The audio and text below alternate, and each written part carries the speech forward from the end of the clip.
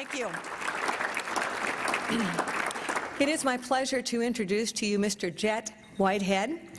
Jett began his rare book business in January of 1991, following several years of stock acquisition with a strict focus on modern poetry and first edition collection condition. He operates his business from Bay City, Michigan, issuing 6 printed catalogs annually and exhibiting in major book fairs around the country. He was invited to become a member of the Antiquarian Booksellers Association of America several years ago and is now serving an elected term on the Board of Governors of that association. His stock includes first edition books, chapbooks, broadsides, manuscript material, and letters written by modern poets. He has also provided appraisal services for several major collections and author archives, and has published articles about modern poetry and the rare book profession. Jett, please come join.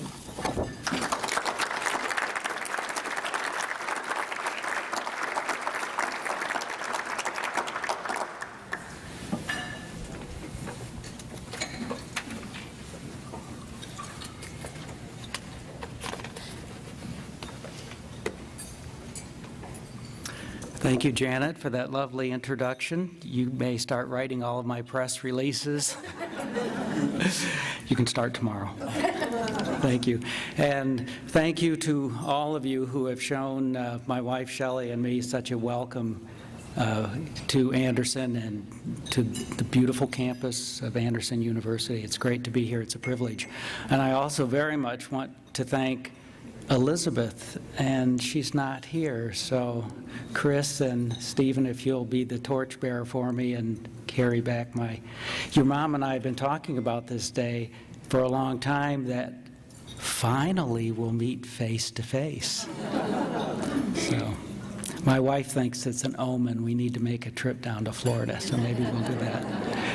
But what I'd like to share with you today, it's been such a wonderful opportunity for us all to be seeing this children's book collection and learning about children's literature. And Mrs. York, of course, did such a beautiful job over the years putting together a beautiful collection of children's literature. But she didn't stop with children's literature. And I like to think of it as a branch from one of those trees that were drawn for us this morning by David. When she branched out, one of the branches was to collect Robert Frost material. And without Elizabeth here to tell the quick story, I'll try to make it as short as possible. But she and I had never met. I'm a book dealer up in Michigan, and she's a resident of southern Florida. But as she explained the story to me, or told the story, not too many years ago, but once she decided, I'm going to do something really seriously about this Robert Frost business, she went to a book fair in St. Petersburg and approached a bookseller and asked, after she looked around, and I'm sure she was looking for some children's literature at the time too, but she asked, well, is there some Robert Frost material possibly? And after a little exchange of dialogue, so the story came to me is that she was directed that, well, if you're really serious about wanting to find some good poetry and some Robert Frost material, there's a fellow up in Michigan named Whitehead. You ought to contact him. Well, Elizabeth shared with me the story, and she said after the 4th booth, and I heard the same story, I decided he's my go-to man. And we have been, although never face-to-face, that has grown into a wonderful relationship, and we've become very good friends because of that. Elizabeth did ask that I incorporate a little of my talk into telling you a little bit about what brought me to poetry. And as Janet indicated, my specialty is poetry, but the exclusive product that I sell is modern poetry, modern being starting with the 20th century. As a kid with children's books in my room also, my parents, and I don't think they were prompting me for this career. But there were some family books in our family that had, my name being Jett, you may think it's a nickname. I'm a third generation, it's a family name. And some of the books that were inherited or that passed through the family, and they had this Jett book plate inside, were placed in my room as I grew up. And on the spines, so many of them were volumes of poetry. So even though those books weren't necessarily books that I was pulling out and reading on a daily basis, they were really adult books. But I think there was this little subliminal, we hear from the advertising industry that you go to the movie and it says Coca-Cola every few seconds and it makes you thirsty. Well, I think that was driving me to poetry. And by the time I was in high school, I had my first poem published. And that, of course, told me that I would become famous and have great numbers of volumes of books published. But that hasn't happened yet. But it's kept it's kept me focused and visioned that I wanted to dedicate really my efforts in my life as an avocation and as a vocation to poetry. So after my undergraduate years and Dad paying my tuition, thank you, Dad, I was a major in business, but I was taking a lot of creative writing classes and poetry classes through the English department at Northern Michigan University in Marquette. And then after graduating from Northern and traveling in Europe and meeting the woman who would become my wife, Shelley, we went to graduate school at Central Michigan University in Mount Pleasant, where I did my master's work in poetry and creative writing. Hopefully, and I think this is the right thing to say when we're on a college campus, hopefully people take their classroom work seriously and they learn from their professors as much as they can. Perhaps the greatest thing that I learned in college is what I learned outside of the classroom, but from one of my professors who mentored me into becoming a book collector. The class that I had, this gentleman's name, who unfortunately passed away several years ago, but John Hepler. And it was a graduate level seminar. There were no more than a dozen students in the class. And so the syllabus said we were going to be studying Robert Frost, Emily Dickinson, and Stevens. And by a show of hands, I think, on the first day of class, well, who should we study first? I raised my hand very high and said, let's do Robert Frost. And a few of my companions in class followed suit, and so we started studying Robert Frost, not only his work, but learning about him as an individual. Well, this was a class that was a semester, not just a trimester or a short term. It was a full semester. When we were second to the last week of the semester and we were still kicking Robert Frost around the block, Dr. Hepler said, we really do need to move on to Emily Dickinson.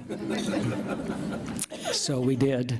And but on the last day of class, this was announced a week or two before the last day, we were going to meet in Dr. Hepler's home rather than meeting in the classroom. And he said that Mrs. Hepler wanted to host a tea in their home. And so I was very much looking forward to that afternoon. And though their home wasn't a huge mansion, it was a good-sized house with lots of rooms, and artifacts from where they had lived throughout their lifetime were in every room. So they just gave us full range and just, roam around, have fun, look around. They had lived in Africa, the Canary Islands, Spain, and so there's, paintings and sculptures and just wonderful artifacts all throughout the house. I didn't realize, but where I stumbled into was Dr. Hepler's study. And I've seen the photograph in Signature magazine of Elizabeth standing before her bookcases. Well, Dr. Hepler's weren't quite as grand as Elizabeth's, but in his study, it was 4 walls, floor to ceiling, built-in bookcases, loaded with the most incredible things that I'd ever seen. I couldn't get out of the room. Finally, Dr. Hepler came in and said, he liked to call me Lad. He said, "Lad, what are you doing in here? Everybody else is out roaming through the house." And I said, "I can't leave this room. It's just marvelous." And he got it, I was saying the right words. He, smiled and said, "Well, this is the end of the semester, but maybe we should get together next week and have coffee or get together for lunch, and we'll talk about the books that are in this room and what makes them special." So indeed, we did get together about a week later, and I learned that some of the books I was looking at were Shakespeare folios. They were first edition books of Emerson, of Hawthorne, and the brass door knocker that was mounted to a piece of wood that hung in the room was actually the brass door knocker off of Emerson's home in Massachusetts. And the subsequent meetings that we had then through the course of that summer, he mentored me not only into becoming a book collector, but also the discovery that there is available in books, and not just the printed text, which is very important, but learning about how the books come about and where they've traveled. And he truly opened my eyes to what would become then my career. So let's look at some Robert Frost books. The collection that Mrs. York put together had a few common denominators that were a pleasure to work with, and one is that they have to be first editions. If there's not a first edition, then what makes it so special that we would want to collect it? Condition was very, very important, and signed books and scribed books were, of course, ideal. So it was very fun to put that together. But let's start with his first book, which is sort of impossible, and I don't want somebody to call me on this if they've really been doing their homework. Robert Frost's first book was titled Twilight. It was a self-published book, though printed. Frost was very young at the time, was dating a woman named Eleanor, and he wanted to impress her. And he wasn't, a football player, and he couldn't do this and couldn't do that, but he thought he could write poems. So he went to a printer and took a few poems of his poems, and he paid the printer to print 2 copies of a book. It was just, a few pages in it, called Twilight. And he was so anxious when the printer finished the job, and he looked through the book, and he was very proud of it, and 1 copy was for himself. And the second copy was to go to Eleanor, so they had to date. And they went out on the date, and he was waiting for the right time, almost like he was going to ask her to marry him or something. And the right time came up, and he pops out his prize. And she was nonplussed.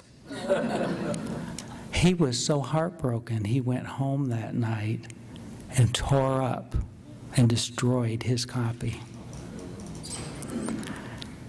Well, there's a happy ending. Boy wins girl. They did get married. Maybe so he could get the other copy back. And that copy was preserved and saved by a Frost collector, not unlike Mrs. York, and he donated it to the University of Virginia, along with a large collection. So his name is Barrett, Clifton Waller Barrett. So if you want to see the true first book that Frost published, you'd have to go down there. But his first trade book is called A Boy's Will, and we have an example of it here, and we'll walk around and show it to you. A Boy's Will, and you can see it, not a very large, thick book, was published when Frost couldn't find an audience in the United States. People just, he was a modern poet. You may read him now and think, well, what's so modern about this? At the time, he was his work wasn't abstract, but he was thought of like modern painters at early part of the 20th century. People weren't getting it because he was playing by different rules as he was writing. A lot of the verse didn't rhyme, although there's strong meter to it. So he moved his family to England, and it was in England that this first book was published while he was there by a firm by the name of David Nutt. And he had heard that David Nutt, even though they weren't a big firm, that they were taking a chance and publishing some unknown people that were doing different things in literature. Well, he was crestfallen when he presented himself in person at the publisher to find out that David had died. But Mrs. Nutt was going to do what she could to keep the business going. She liked the manuscript, accepted it. The business was not well funded. She spent what money she could to have 1,000 copies of the pages printed. Well, that's not going to do you any good unless you can bind it. She was practically broke, but she spent what she could, or scraped up what she could, and she had about 300, it's the exact number people like to argue about, but around 300, 350 copies of the very first binding, which is hardbound. It's not what I'm holding in my hand. It's hardbound. They refer to it as the bronze pebbled cloth. But the rest of those sheets over the years did get saved and rebound, and they were essentially bound in a total of 4 different bindings. And this is one of the later bindings, but it's still considered a copy of the first edition because it is the first edition of the printed sheets. So the book in itself, and you can imagine a paperback, I mean, we all have them. I've got an Agatha Christie by the side of my bed at home, and it's so dog-eared and worn out looking. As this is passed around, take note, pristine condition, absolutely amazing. Somebody scribbled in it, though. The title page, there's some scribbling in a recognizable handwriting, at least recognizable to me, that says, "First printing of my first book, Robert Frost." And this is from 1913.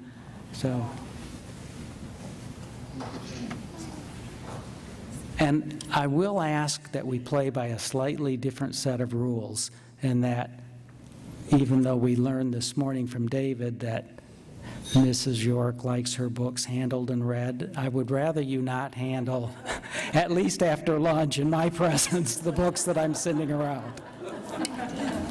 When we go back home, you can change the rule again.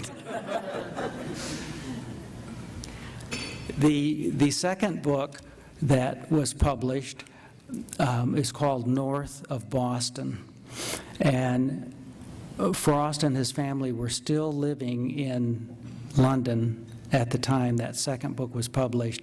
So it too was published by the firm of Nutt, and taking a real struggle because Mrs. Nutt still hadn't come up with the money to do any more bindings than that first 300 and some odd copies of the first book, but she went ahead and said, "Sure, we'll do your next book." It was getting very nice reviews, and she thought, okay, second time might be the charm.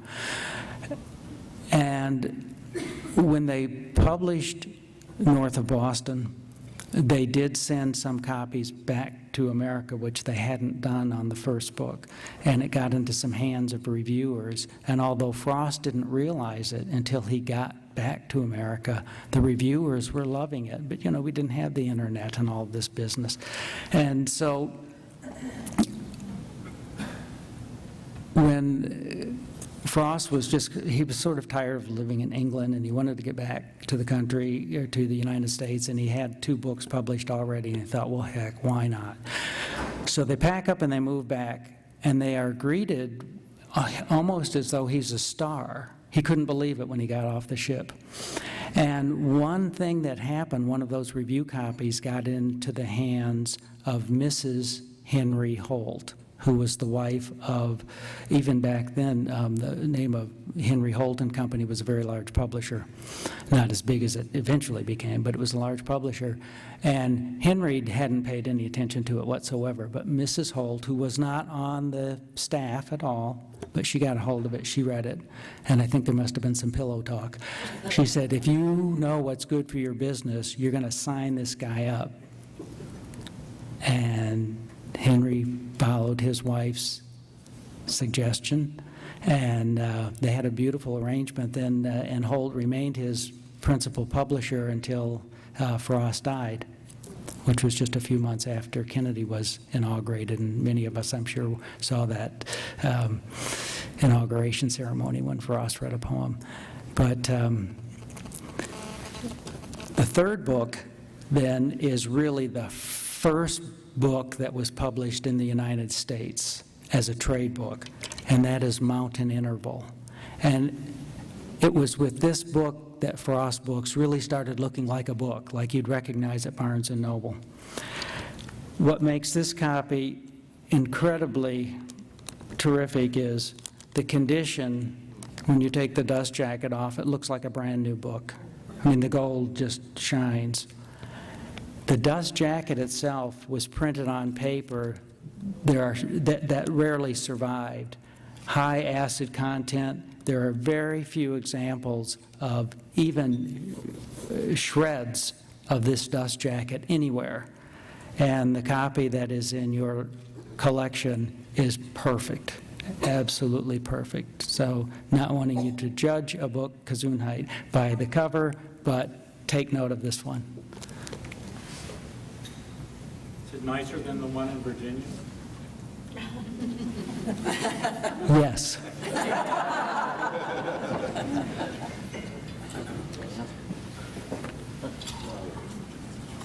Frost, we have, well, I don't like to stereotype, but I know a lot of people have this image of Frost, and he's this grandfatherly figure from New England, and probably likes to bounce kids on his knee, and he's this folksy guy. Well, Frost really did like to promote that image, but it really wasn't his image. And those of you who may have done some research or reading of Robert Frost as a person over the years, he was a pretty hard bolts, nuts and bolts kind of guy. And he wasn't born in New England. He was born on the left side. He was born in California. But early in his life, his family moved to the east side, to the East Coast. And so he moved there and felt very, and when you read about his early writings, that he really felt like he was at home when he got to New England. So that part was very real. But when he was getting his books published and he was meeting with Henry Holt, and he didn't have tremendous objection to the book that's going around right now, Mountain Interval, but he liked aesthetics, and he wanted his books to look just right. And though he liked the look of that book, when you look at the poems on the page, the printing is real small, and some of the layouts weren't the way that he envisioned his poetry, how it should look. So he took issue with Mr. Holt, said, "We're not going to use your jobber anymore to do my books. I want them to come out looking more like pieces of art." And so Mr. Holt rolled his eyes and said, "Okay."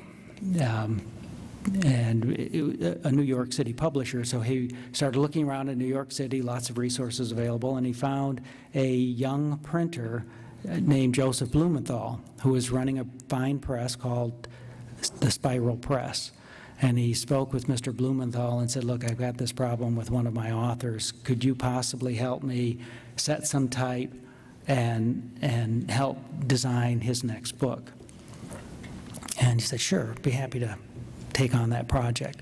Well, fortunately, Frost and Blumenthal got together to collaborate a little bit, and Frost liked Blumenthal very much, and that became a relationship that lasted throughout Frost's years. And Joe Blumenthal designed most of the books that were printed. He designed Frost's Christmas cards, and he actually even designed a type font that is called Emerson, but he designed it for Frost. So I have a couple of the books that Joe Blumenthal played a part in.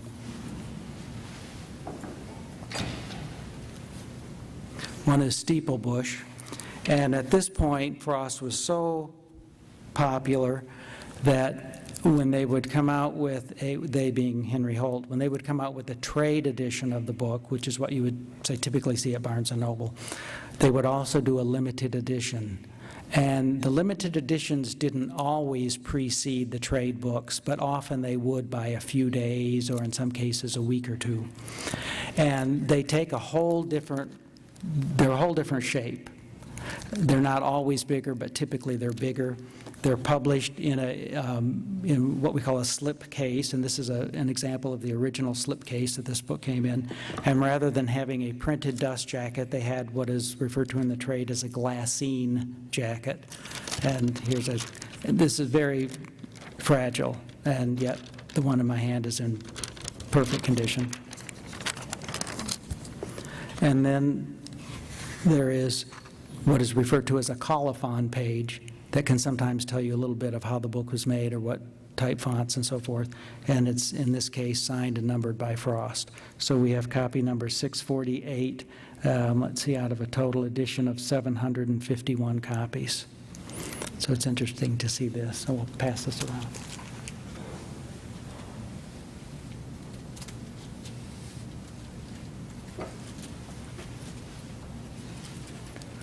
Holt wanted to do something really special to commemorate one of Frost's senior birthdays. So they worked with him they asked him to put together his own little, not anthology, but instead of a collected poems or selected poems, to put together a collection of some of his more favorite poems and then a few new ones. And this is the result of it, and it's aforesaid, and this was done only in a signed limited edition. The only way you can get a hold of a copy of this book is the way you see it today. See it right here. It too came in a slip case with a printed spine.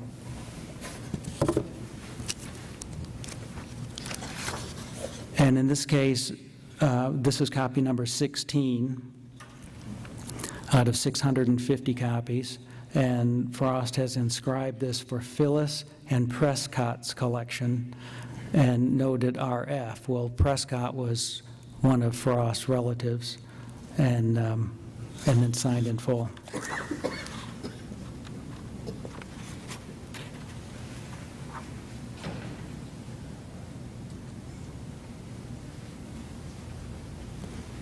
There was a collaboration made. Random House was a gigantic publisher, and they wanted to do something really blow it out of the water.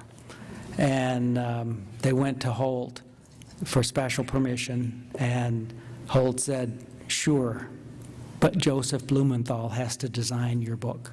Well, Random House didn't like that. They wanted to do their own work. He said, no deal without Joe Blumenthal designing the book.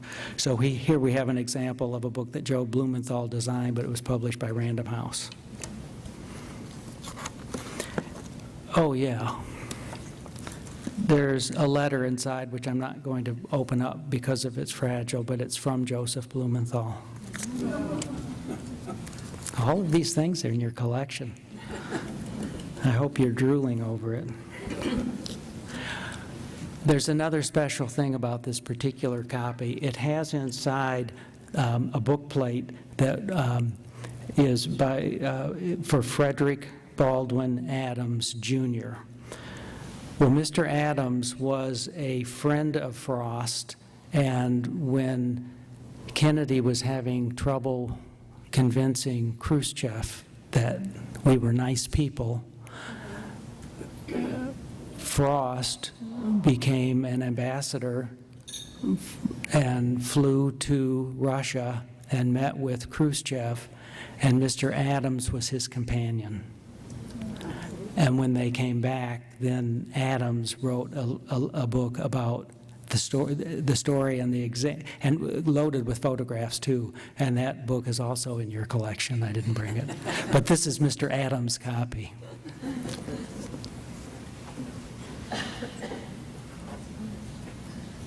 You starting to get the idea?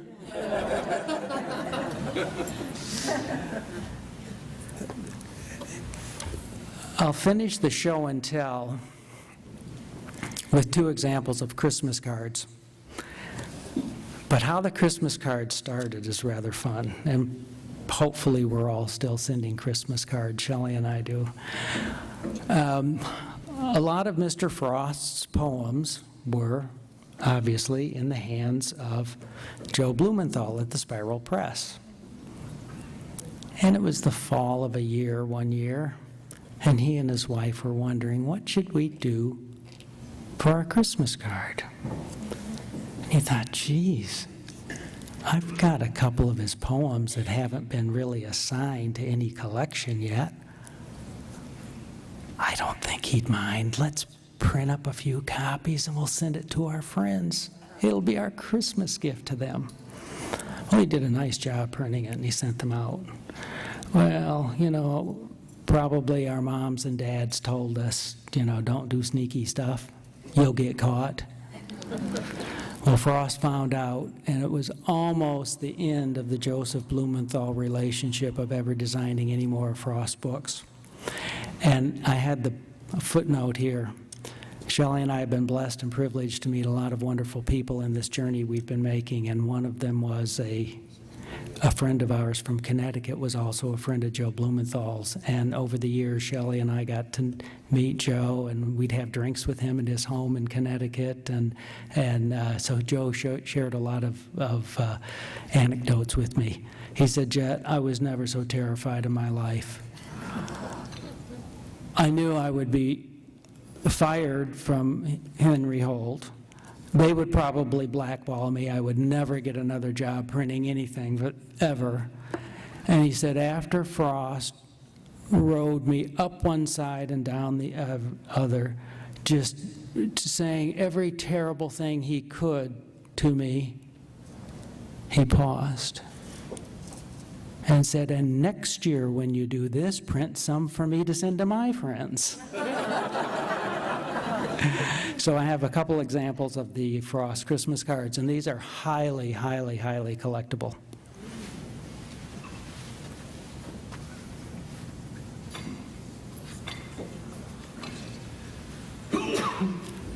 This particular one, neither out far nor in deep, from 1935, and it has a little illustration in it.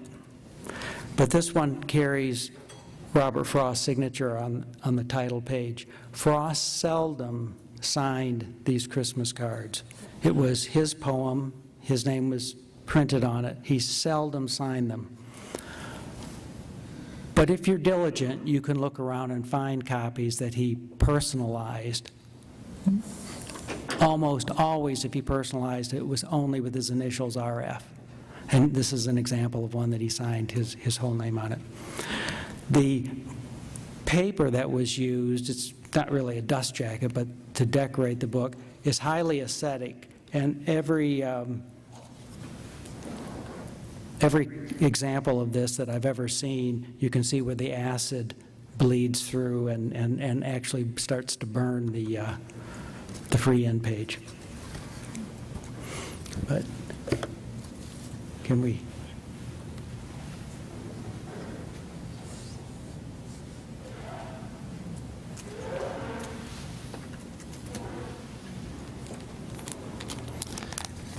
And the other example of one that we have is an unstamped letter in our rural letterbox.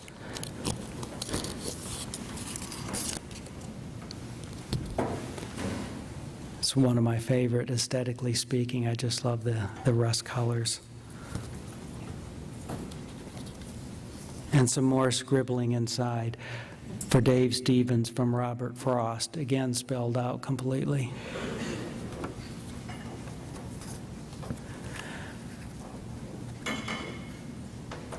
I'll just oh, thank you.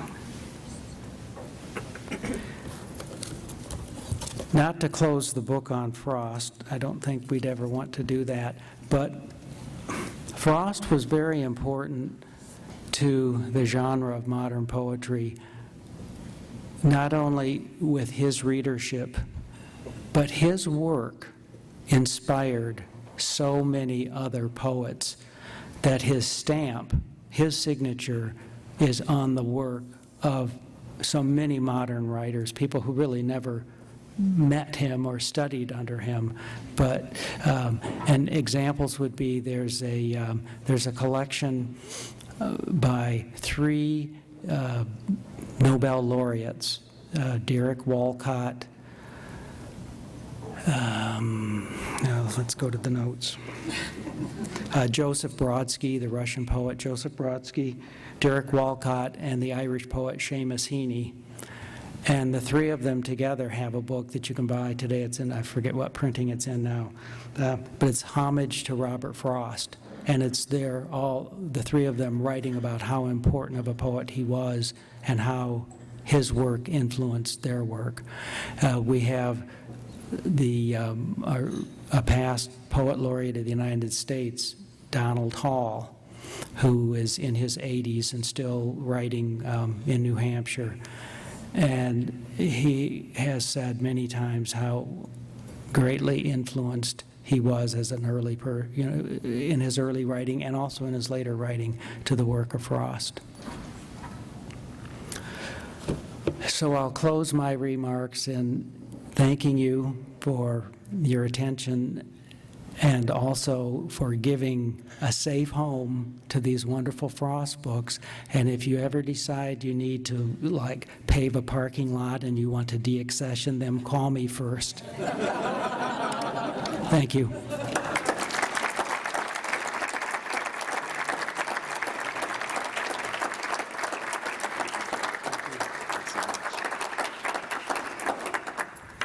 Jett, thank you for those wonderfully insightful comments and for sharing these treasures with us. I think we all probably have a better idea now of the scope of what we really have here. This day focuses on children's literature, appropriately so. It's a magnificent children's literature collection.